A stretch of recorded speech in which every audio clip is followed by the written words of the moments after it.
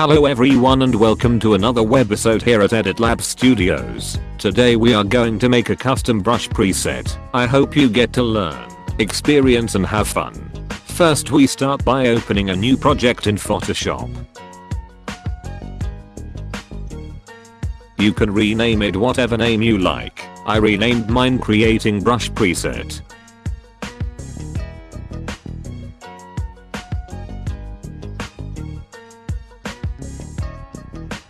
Now select the brush tool and adjust the brush settings until you're happy.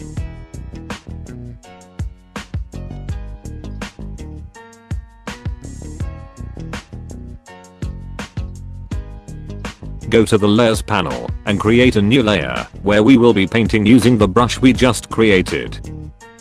Create the brush type you want. Go to the edit section and select the define brush preset option. A dialog box will appear prompting you to rename the brush. Rename and press OK. The brush will be set and ready to function. See, that was easy. Hope you enjoyed the lesson today. For this and more, subscribe to this channel by clicking the subscribe button below and hit the bell to get notifications whenever I post new tutorials.